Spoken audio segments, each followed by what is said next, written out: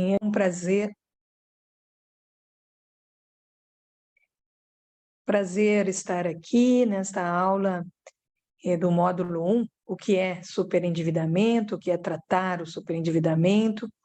Esta primeira aula tem como finalidade estabelecer as bases da lei que atualizou o Código de Defesa do Consumidor, a Lei 14.181, de 2021. Seriam essas a boa-fé, a cooperação, a exceção da ruína, o combate à exclusão social. Então, a finalidade é demonstrar esses princípios guias, né, do tratamento do superendividamento, agora incluídos no sistema, no microsistema do Código de Defesa do Consumidor. O título que foi dado é bem longo e inclui também essa passagem, né, da cultura da dívida, da exclusão social, para a cultura do pagamento. Queria agradecer o convite, dizer que, para mim, estar novamente na Infam, onde o desembargador Eládio Lecei, a quem eu faço uma homenagem, nosso saudoso professor aqui também da Universidade Federal do Rio Grande do Sul, pontificou, e tantos outros. Então, o ministro Rui Rosado, também, de Aguiar Júnior, é um grande prazer. Bem, eu preparei uma aula em duas partes. A primeira é para estabelecer exatamente o que é esse superendividamento a ser tratado e o que ele tem a ver com o princípio da boa-fé, historicamente, não é? E hoje no Código de Defesa do Consumidor. E a segunda parte, eu vou me focar em um dos deveres da boa-fé. A boa-fé, o princípio da boa-fé objetiva, ele é um criador de deveres fora do contrato, deveres de conduta mesmo, né? O mais famoso, que está em maior número nas regras do Código de Defesa do Consumidor, é o dever de informar. Agora, também, esse dever de informar na atualização, nos artigos 54b e seguintes, vem fortemente, não é? O segundo dever da boa-fé, oriundo diretamente, é o dever de cuidado com o outer, com o outro, não é? Porque a boa-fé é um pensar refletido, pensar nas expectativas do outro. Esse dever de cuidado, também chamado dever de segurança, é muito importante, está no Código de Defesa do Consumidor, nessa teoria da qualidade, sobre, por exemplo, vícios da informação, não é? Vícios dos produtos e serviços, na proteção hoje do compartilhamento de dados dos consumidores, é também um dever muito importante da boa-fé. Mas a grande novidade, e talvez a maior contribuição dessa parte da atualização do Código de Defesa do Consumidor, que já foi aprovada, é focar no dever de cooperação. Cooperar é conhecer o outro, né? Conhecemos esse dever de conhecer o seu cliente, né? Em inglês, duty to know your client, né? O dever de conhecer este consumidor, talvez idoso, talvez analfabeto, talvez doente, não é? Que vem pedir o fornecimento de um crédito, de um produto ou de um serviço à prestação, não é? Portanto, incluso o crédito, né? O dever de cooperar, de identificar as expectativas legítimas deste consumidor e, principalmente, de saber se ele está caindo na ruína, que é o superendividamento, o que deve ser feito de boa-fé. Então, cooperar para o chamado bom fim do contrato. Qual é o bom fim dos contratos? É o seu pagamento. Então, toda essa atualização do Código de Defesa do Consumidor teve como finalidade justamente facilitar o pagamento, facilitar as renegociações ou repactuações, esses planos de pagamento que estão na nova parte, vamos dizer assim, nos novos capítulos do Código de Defesa do Consumidor. Ainda na introdução, eu quero mencionar que tive a honra de escrever com o ministro Antônio Herman Benjamin, com a magistrada Clarissa Costa de Lima e com a doutora Sofia Martini Vial, esse livro aqui, que é um comentário ao Código de Defesa do Consumidor, comentário à Lei 14.181, de 2021. E esta aula, ela faz parte do primeiro capítulo, né, desses comentários. O capítulo chamado Paradigmas da atualização. Bem, feita essa introdução, eu queria ir direto ao primeiro ponto. O que é exatamente superendividamento e o que tem isso a ver com a ideia de tratar esse superendividamento, como se fosse uma doença, né, da sociedade de consumo.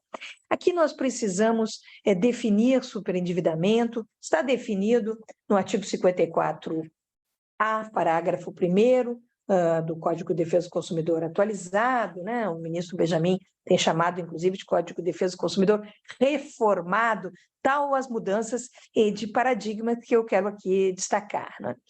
Ali, a definição legal é que entende-se por superendividamento a impossibilidade manifesta que o consumidor, pessoa natural de boa-fé, pagar a totalidade de suas dívidas de consumo, exigíveis e vincendas, sem comprometer o mínimo existencial. Na academia, costumamos utilizar a definição francesa de superendividamento, surendettement, como eles dizem, né? Que seria a impossibilidade realmente global, né? Desse consumidor, pessoa física ou pessoa natural, de boa-fé, novamente, né? De fazer frente ao conjunto das suas dívidas, aquelas que já venceram e as que não prescritas, né? Ainda vencerão. Então, as chamadas também ali na lei exigíveis, não é? Sem comprometer, vamos dizer, aquilo que ele precisa para a sua sobrevivência. Os franceses chamam de reste à vivre, isto é, o disponível, aquilo que ele vamos dizer, disponível não, o que ele precisa para sobreviver dignamente. Não é? A definição legal pontuou muito a ideia de mínimo existencial, que tem a sua origem na Constituição. E tem até um decreto 11.150 de 2022, que infelizmente é inconstitucional, tanto material quanto formalmente, não é? Ele vai mais além da lei que ele quer regulamentar e ainda deturpa a lei, o que não é possível numa legislação infralegal, né? E o direito do consumidor, ele tem origem constitucional, como demonstrou a ADIM dos bancos, né? A ADIM 2591. Então, não pode ser modificado por decreto. Nenhuma lei pode ser modificada por decreto, mas muito menos o Código de Defesa do Consumidor, porque no artigo 5º, inciso 32 da Constituição, há um mandamento, um gebot, né, que o Estado juiz, o Estado legislador, o Estado executivo, promoverá a defesa do consumidor na forma da lei e não na forma do regulamento. Então, tanto formal quanto materialmente, no sentido que esse decreto ele limita a R$303, né? Agora foi atualizado por um decreto de 2023 para R$600, mas ele limita de forma única, não é? Todos os mínimos existenciais. Então, por exemplo, uma pessoa idosa, uma pessoa que tem 4 filhos, uma pessoa que não tem filhos, uma pessoa que paga alimentos, todos eles têm o mesmo mínimo existencial, o que na prática, vamos dizer, contra a dignidade da pessoa humana, porque cada pessoa humana, cada consumidor, não é, tem que ter na forma da lei a defesa do seu mínimo de sobrevivência, o mínimo vital. Então, realmente, com base, inclusive, no artigo 7º da Constituição, não é, do salário mínimo, aquelas normas do salário mínimo, é impossível que toda a população brasileira tenha o mesmo mínimo existencial. Então, formalmente, ele já está eivado de constitucionalidade, e materialmente ele, inclusive, tenta validar todas as renegociações, contrariamente à súmula 286 e todo o espírito do Código de Defesa do Consumidor, que são nulidades absolutas, né, que não sanam com renegociações. Então, essas renegociações feitas durante a pandemia, ele tenta, o decreto 11.150 tenta, vamos dizer assim, manter. Então, a definição acadêmica não serve mais, ou pelo menos deve levar, né, na prática, que o decreto 11.150 seja decretado como inconstitucional e afastado, né, justamente porque ele viola o próprio espírito da lei. E o espírito da lei é trazer de volta esses que têm um problema global. Isso é bastante importante, eu quero perder um minuto nessa definição de superendividamento, tanto acadêmica quanto legal, porque nós estamos acostumados, não é? E aqui estamos na Infam, a uma definição, vamos dizer assim, do problema da dívida, de uma dívida. Então, é um problema de uma árvore. E o superendividamento é como se fosse a falência, é uma universalidade, é um conjunto, é um bosque.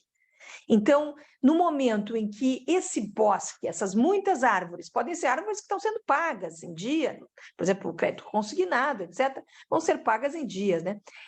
No momento que temos esse bosque de problemas e há o prejuízo à sobrevivência da pessoa e de sua família, por exemplo, um filho que precisa de pagamento de alimentos, aqui é que está o superendividamento. Bem, colocada essa definição que está no artigo 54A, não é?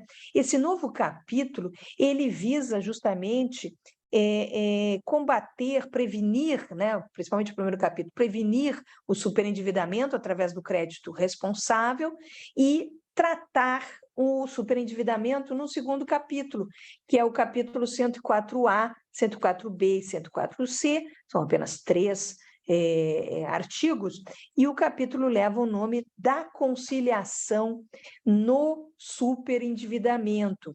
Esse capítulo é processual e vai ser o que eu vou focar nessa aula, sem prejuízo da importância do crédito responsável e da prevenção desse tratamento.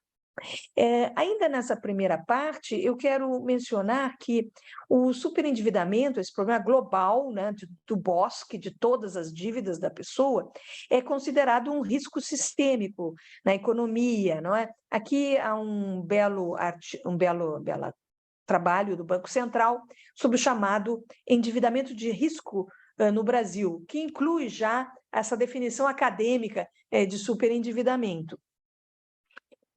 O endividamento de risco, segundo eles, seria apenas as pessoas inadimplentes, mais ou menos como esse projeto novo do Lula, não é? Sobre tentativa de retirar as pessoas do endividamento, vamos dizer, de inadimplência, não é? E o superendividamento é o global desses endividamentos inadimplentes e os outros que estão em dia, mas que já estão prejudicando a sua participação na sociedade. E o Banco Mundial, eu tive a honra de participar desse relatório, o Banco Mundial, depois daquela crise de 2008, né? Em que era uma crise dos consumidores, quando todos eles iam à falência, né? Porque o nome do superendividamento nos Estados Unidos é falência. São 2 capítulos no Bankruptcy Code dos Estados Unidos, né? Que é do século XIX, né?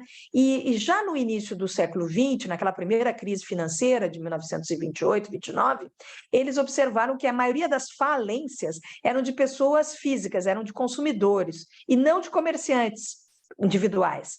E a partir de 1938, então, os Estados Unidos incluem no código de falência deles, o Bankruptcy Code, que é federal, 2 capítulos especiais para a pessoa física, para os consumidores, né, que foram evoluindo no tempo, e que tem a nominata desse sistema que chama Fresh Start, ou second chance. Fresh start, por quê? Porque é um começar de novo, né? A pessoa vai à falência, vende tudo que tem e começa de novo. Então, o Banco Mundial, em 2018, observou que os países desenvolvidos, eles tinham essa lei, esses sistemas, né, de superendividamento, alguns chamam de insolvência civil, esse é um nome meio confuso, porque temos a insolvência ainda romana, né, no antigo Código de Processo Civil foi mantido, é um sistema assim meio incapacitante, né? Então ele não foca no consumidor, foca nos credores, né? Então são sistemas que não servem mais ao século XXI, né? E o Banco Mundial, então, sugere aos países em desenvolvimento, países emergentes, como o Brasil, né? Tive a honra de participar desse relatório, que elaborem leis para enfrentar a crise financeira mundial. O Brasil chegou tarde nisso, chegou só em 2021, em plena Covid, já mais uma outra crise financeira, né? Mas pelo menos chegou. Então, por isso é muito importante a resposta da magistratura e esses cursos que estão aqui, que eles enfrentem o problema do superendividamento. O sistema norte-americano, parecido com a falência, ele leva a um perdão de dívidas.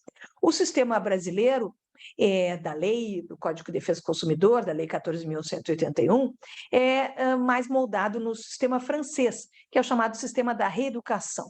Então, ele leva a um plano de pagamento. Inclusive, o parlamento brasileiro não aceitou o perdão de dívidas. Então, colocou 2 planos de pagamento. O primeiro conciliatório, que é a alma do tratamento, e o segundo, um plano compulsório, judicial, para aquelas dívidas, depois de uma revisão, é claro, dos contratos, aí sai do bosque e vem de novo para a árvore, né, para ver se está tudo direitinho, desculpe, eu acho que perdi um pouco aqui a conexão. Esse sistema de revisão e de plano judicial é o sistema aceito pela nossa lei, sem perdão de dívidas. O que tem isso a ver com a boa-fé? E com isso eu vou terminando a minha primeira parte da aula, com a exceção da ruína, com a exclusão social. O superendividamento, comprovadamente, é um fenômeno de exclusão social, porque a pessoa fica com o nome sujo, né? E fica sem poder comprar, sem poder ter crédito, e a partir daí ele sofre, vamos dizer, as penas da lei, por estar inadimplente, ou com pelo menos uma das suas dívidas inadimplentes. Geralmente é um conjunto, é um bosque realmente de problemas, por isso que não é tão fácil e também não é tão rápido tratar o superendividamento como se trata as outras conciliações. Sobre essa diferença, os senhores também terão aulas, né? Bem, a boa-fé, desde a Idade Média, ela inclui esse pensar refletido, esse pensar no outro, não é? A visualização do autor e as suas expectativas legítimas. E esse foco no bom fim do contrato, que é o pagamento, né? Só que se o outro está caindo em ruína, ou já na ruína, se desenvolveu na boa-fé, desde a Idade Média, a chamada exceção da ruína.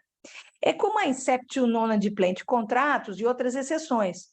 É um caso excepcional em que o credor, mesmo tendo poderes e direitos, ele tem uma exceção, ele tem um dever. Esse dever é de cooperar para que aquele que está caindo na ruína não caia, que é esse primeiro capítulo, não é, da prevenção do superendividamento. Então, quando eu concedo crédito para alguém que já está superendividado ou está caindo em superendividamento, eu tenho que ter cuidados extras, porque é boa-fé, é conduta, é uma qualificação da minha conduta naquele momento. Em relação a todos, para que eles não caiam no superendividamento, eu tenho deveres de informação, inclusive agora no 54B, e seu terceiro, quero chamar a atenção, existe um dever de oferta prévia de, no mínimo, 2 dias para todos os créditos no Brasil. A Lei 14.181 está em vigor imediatamente desde o dia 2 de julho de 2021. E ainda, pelo artigo 5º dessa lei, ela se aplica a todas aos créditos, a cobrança dos créditos atuais. créditos em curso, né? Copiando o Código Civil. Então, praticamente não há hoje um caso a se decidir no judiciário em que não se aplique esses cuidados, né? E essa boa-fé, vamos dizer assim, maior, que é a oriunda da exceção da ruína. Essa ideia de exceção da ruína, ela vai ficar ainda mais importante na crise financeira da pandemia, da Covid. Nós vimos muitas renegociações, a ponto de se dizer que há um dever geral de renegociação. Agora, a lei impõe esse dever geral e chama-o de dever de repactuação das dívidas. Esse dever vai ser caracterizado através desse procedimento de aproximação. Primeiro, numa conciliação pré-processual nos sejusques ou para-judicial, né, nos PROCONs, mas que a lei chama de extrajudicial, né? Uma conciliação voluntária, em que o consumidor, então, pede para pagar, apresenta um plano de pagamento, temos até na URGS, junto com a UPF, um aplicativo que fizemos para facilitar os advogados, as academias, os balcões do consumidor, que estão ajudando nos núcleos, né, de assistência ao superendividamento, nos NAS, para calcular esse plano, fazer uma primeira simulação desse plano e depois na conciliação se continua simulando, né? O aplicativo é para simulação do plano, foi aceito pelo CNJ e pela Senacom, então em breve está em fase de testes, em breve disponível para todos, os magistrados no país e os conciliadores e mediadores. Bem, mas a ideia é que esse plano é um primeiro plano, né? Uma sugestão em que preserva o mínimo existencial. E quem não repactuar, bem, aí há sanções bem fortes, que vou falar na segunda parte dessa aula. Bem, ainda sobre a cooperação na conciliação e depois o que vem depois, que aí já não é cooperação, aí é sanção, podemos chamar até de revisão-sanção, como faz Bruno Miragem, para aquele que não cooperou, vem a revisão-sanção. Então, que é o processo judicial, também iniciado pelo consumidor, e que vai revisar o contrato, as práticas comerciais abusivas, as cláusulas abusivas daquele contrato, e só depois fará um plano compulsório remanescente. E ainda há outras sanções que veremos na segunda parte. Bem, mas de qualquer maneira, voltando à boa-fé e à exceção da ruína, o dever esse geral de renegociar não quer dizer um dever de renegociar exatamente como o consumidor quer. Ao contrário, é nessa conciliação em bloco que se procurará uma maneira de renegociar. Mas, de qualquer maneira, há que se cooperar e o segundo ponto, há que se garantir o mínimo existencial. Quero aqui, então, para terminar essa primeira parte, dizer que isso está no início do Código de Defesa do Consumidor, naquela modificação do artigo 4º, inciso 10º, como princípio novo do Código de Defesa do Consumidor, a prevenção e o tratamento do superendividamento, como forma de evitar a exclusão social do consumidor. Aqui, a ideia de tratar o superendividamento, como dizem os franceses, é uma doença da sociedade de consumo normal, de crédito atual, de informação muito rápida, não é? E existem causas para o superendividamento que não são só a falta de educação financeira, isso está no artigo 4º, inciso 9º, não é? A maior causa é a redução de renda. Agora, na Covid, tivemos 38% das famílias que tiveram sua renda reduzida, né? A segunda maior causa é o desemprego. Tivemos um aumento enorme do desemprego ou da flexibilização dos empregos e, portanto, redução de renda no Brasil. A terceira maior causa é a doença ou morte na família, porque a pessoa morava com um idoso, por exemplo, o idoso faleceu infelizmente, durante a pandemia, não é? Ele, então, agora vai ter que assumir todos os custos sozinhos, né? Então, isso é um momento de crise, é um acidente da vida, né? A quarta maior causa são as separações, divórcio. Tivemos, durante também a pandemia, um aumento considerável das separações e a formação de novas casas, né, que novamente precisam desse grande, vamos dizer, desse esforço, né? Então, são esses acidentes da vida, e não só, claro, gastar mais do que ganha, isso também acontece, mas vamos dizer, o superendividado ativo é um fenômeno subsidiário, né? A grandíssima maioria, quase 90%, são superendividados passivos, isto é, sofrendo algum desses acidentes da vida. E no caso da nossa pós-pandemia, a grande maioria desses 79% dos endividados, das famílias endividadas do país, que acreditamos sejam quase 45 milhões de pessoas os superendividados. Quero chamar a atenção aqui para o artigo 5º, as novidades ali, instrumento, então, dessa Política Nacional de Defesa do Consumidor, inciso 6º, a instituição de mecanismos de prevenção e tratamento extrajudicial e judicial, toda a lei é binária, né, do superendividamento e de proteção da pessoa natural. Esses capítulos são para a proteção da pessoa física, do consumidor, pessoa natural. Por quê? Porque a pessoa jurídica tem o privilégio da falência. Então, as dívidas da pessoa jurídica, elas virão, em alguma maneira, misturadas com a dívida de consumo. Por exemplo, o carro que faz Uber, né? Aquele carro que era usado na empresa e depois da falência ficou como dívida pessoal do consumidor. Isso sim, mas as pessoas jurídicas não precisam usar esse sistema, né? Por isso os Sejuscs também são um lugar ideal para tratar desse problema. E o artigo 5º, 7º, uma instituição de núcleos de conciliação e mediação de conflitos oriundos do superendividamento. Aqui sugiro a utilização da recomendação 125 do CNJ, que tem modelos, que tem fluxogramas, tem uma parte teórica que eu pude ajudar, mas foi magnificamente feita por esse grupo de trabalho liderado pelo ministro Buzzi. E no artigo 6º, os novos direitos do consumidor, eu queria chamar a atenção, né, terminando essa primeira parte, né, na necessidade do artigo 6º, 11º, de uma garantia de práticas de crédito responsável. Isso será visto na revisão sanção que o juiz fará, não é? De prevenção e tratamento do superendividamento, preservado sempre o mínimo existencial. Por meio de quê? Por meio da revisão e da repactuação das dívidas, exatamente essa nova cooperação, ou se não houve cooperação, então a revisão sanção.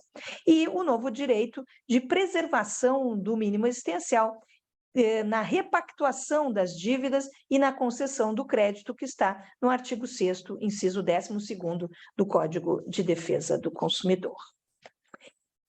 Bem, passando para a última parte dessa breve aula, né, eu quero mencionar, então, o que é esse tratamento do superendividamento.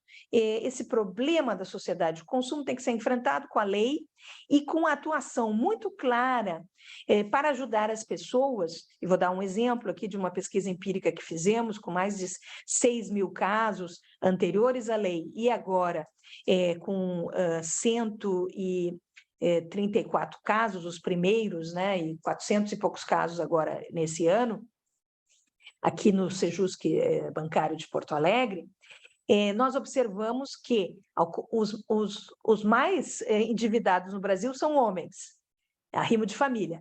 Agora, que precisam ajuda no tratamento do superendividamento são mulheres. Os mais endividados são pessoas entre 40 e 50 anos. Mas a maioria que precisa de ajuda, que está nessa pesquisa empírica da Universidade Federal do Rio Grande do Sul, nosso Observatório do Crédito e Superendividamento, são idosos. São idosos. que os bancos não renegociam voluntariamente, depois da lei, principalmente, não é? Com idosos e com mulheres. Com idosos, o problema do crédito consignado, que dá uma segurança, uma garantia, não se renegociam créditos consignados. As mulheres, porque há um mito, assim, que as mulheres não são boas pagadoras, ou que são bipolares, eu não sei exatamente qual é o mito, mas a realidade empírica é essa, não é? E também porque as mulheres geralmente não aceitam, nos ferões de dívidas, né, ofertas que elas não vão poder pagar, elas são muito cientes do seu mínimo existencial, isto é, do seu mínimo de sobrevivência, dos seus filhos, da sua família, principalmente arrimos de família, e no caso aqui a maioria é arrimo de família, nesse caso empírico que eu estudei. Bem, então, vejam por que é importante a forte ajuda do Judiciário, dos Sejusques e dos PROCONs nesse momento, representando o Estado Executivo e o Estado Juiz, que tem que promover a defesa do consumidor na forma desta lei, da Lei 14.181. Isso é direito fundamental do consumidor, e se não for feito, em virtude da ADIM dos bancos, né, que é a origem da atualização do Código de Defesa do Consumidor, é possível o advogado recorrer diretamente ao Supremo Tribunal Federal, por violação da solução da decisão da ADIM dos bancos. Então, é muito importante essa atuação. Eu vou me concentrar agora no tratamento conciliatório. Esse tratamento conciliatório está nos artigos 104A para os Sejusques, que é o artigo mãe, e no artigo 104B, que foi sugerido pelo Brasilcom, também para os PROCONs, né, para evitar que os PROCONs ficassem fora desse momento, né, de conciliação e mediação. Então, o artigo 104A, ele traz um processo, esse é o nome dele, processo de repactuação de dívidas, com vista a essa realização dessa audiência global, que é uma novidade processual, entre um consumidor e todo o grupo dos seus credores, conhecidos. Se tiver cessão de dívidas e não for conhecido, bom, aí não tem problema. Mas tentar trazer todos os credores conhecidos.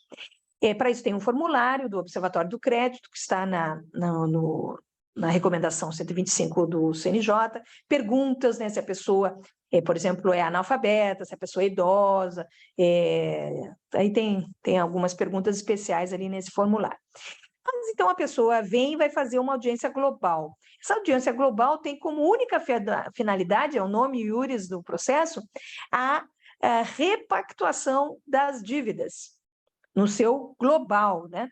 Preservado o mínimo existencial em até 5 anos. Esse é o procedimento, né, que foi fortemente inspirado, esse artigo 104A e os seus parágrafos, né, foram fortemente inspirados na prática criada pelas magistradas Clarissa Costa de Lima e Karen Bertoncello, que mereceram o Prêmio Inovare da Magistratura em 2008, se não me engano, justamente dessa conciliação com base na boa-fé, na exceção da ruína, na cooperação, porque está claro que esse que pede o estado de superendividamento está na ruína ou vai cair na ruína e precisa dessa repactuação para pagar.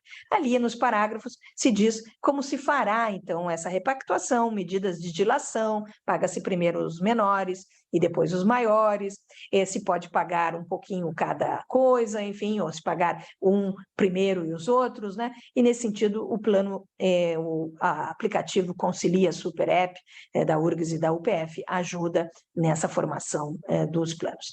Vai se referir à suspensão antes da homologação e depois à extinção das ações judiciais em curso, né, porque é um grande acordo, um grande título executivo, inclusive, né, e ali está tudo regulado nesse artigo 104A, e os PROCONs também podem fazer isso, as defensorias, os balcões do consumidor, não é, que também trabalham nesse tema, como o da UPF, da URGS, né, e podem pedir homologação do plano esse conciliatório. Hoje, com o decreto 11.101, há pouca cooperação no mercado, por isso muito importante a retirada desse decreto através das ações de descumprimento de preceito fundamental, que já estão em curso, né? Por quê? Porque, vamos dizer, a cooperação, ela vem da lei, não pode um decreto estabelecer a não cooperação, seria assim, totalmente, realmente inconstitucional, não é? Então, se conseguirem a cooperação com 1, 2 credores, já está ótimo. Por quê? Porque o plano de pagamento também foi regulado pelo artigo 104A. E se um credor não manda um responsável, ou se manda um representante que não veio com nenhum plano, que não aceita nenhum plano, que não coopera, aí vamos ter que usar a expressão dever de cooperar na ruína, não é?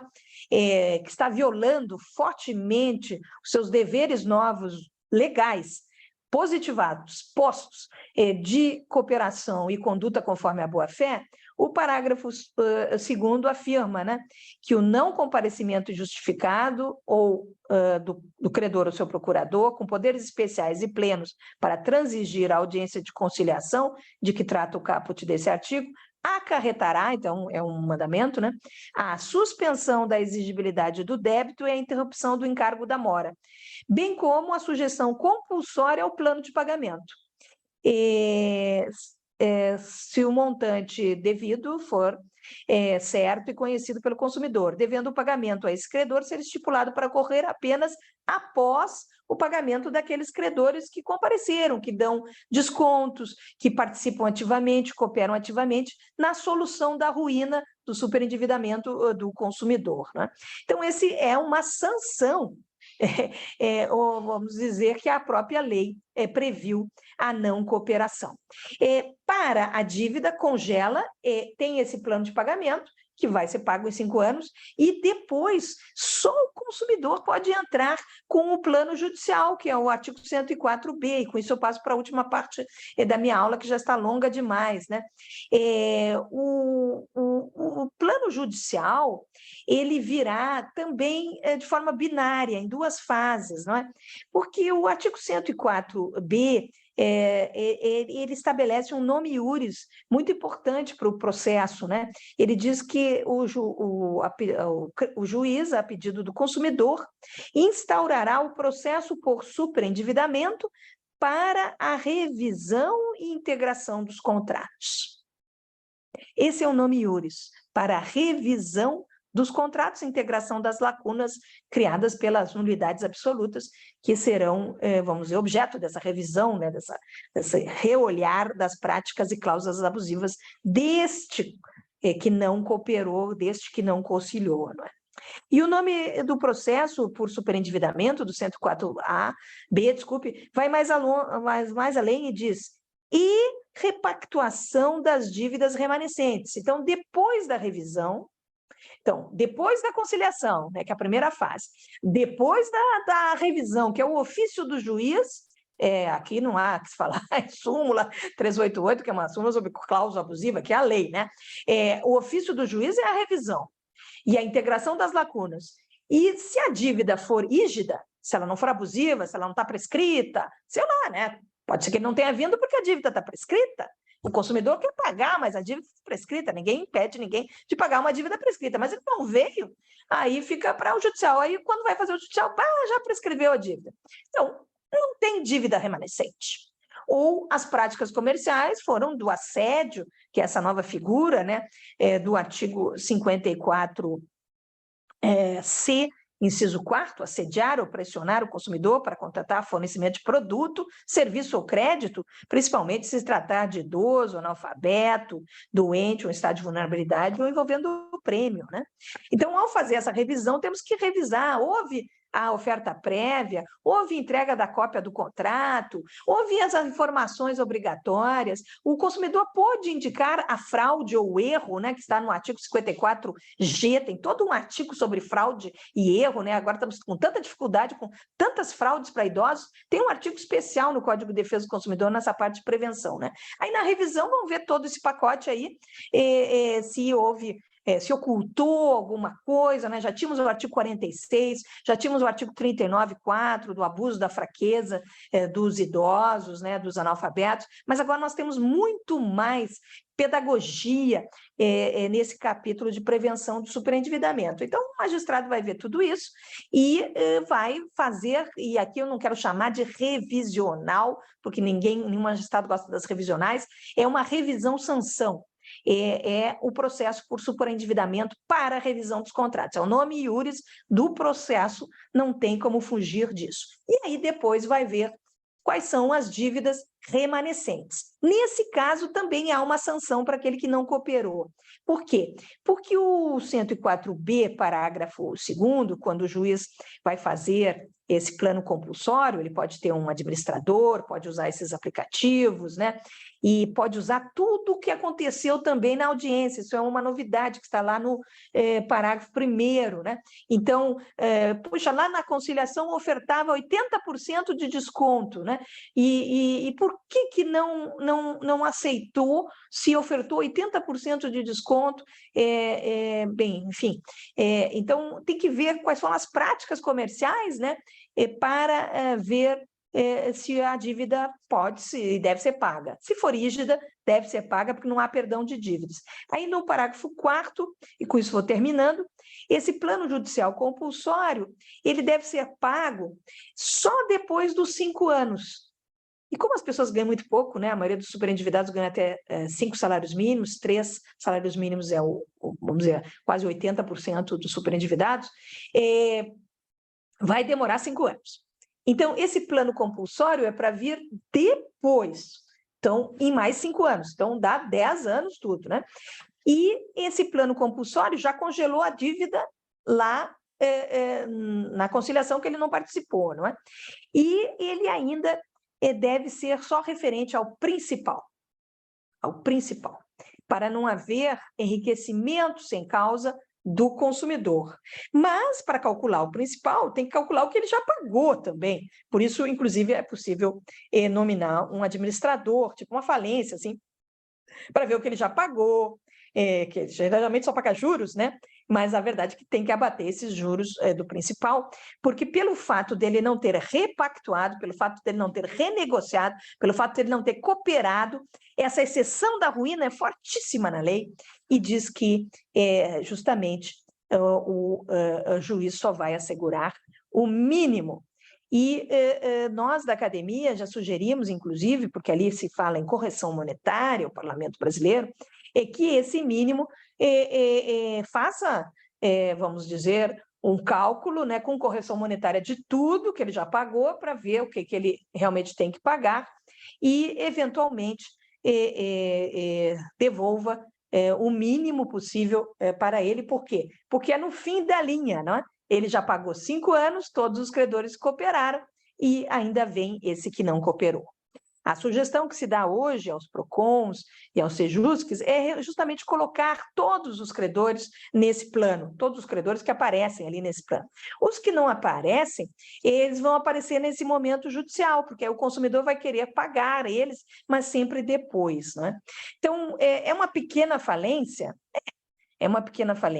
mas o que eu queria destacar nessa aula é que ela é diretamente oriunda da exceção da ruína da boa-fé. Isto é, se cooperou com boa-fé, vai receber todos os seus créditos, sem discussão das abusividades, com todos os juros, consolidando todas as práticas abusivas. Por quê? Porque é uma conciliação, é uma mediação, é um momento, vamos dizer, para tirar essa pessoa da ruína, para combater a exclusão social dessa pessoa. Então, tudo são flores. Esse é a alma do tratamento do superendividamento. Na parte judicial do 104B, bom, aqui é uma revisão-sanção, aqui a coisa tem que ser dura, aqui aqueles magníficos enunciados do FONAGE ajudam muito, temos enunciados também do CDA, esperamos em breve poder ter também uma reunião específica sobre superendividamento para que se possam fazer enunciados ajudando a prática de todos. Eu agradeço mais uma vez a Infam pelo convite e peço desculpas pela longa aula que acabou sendo. Muito obrigada.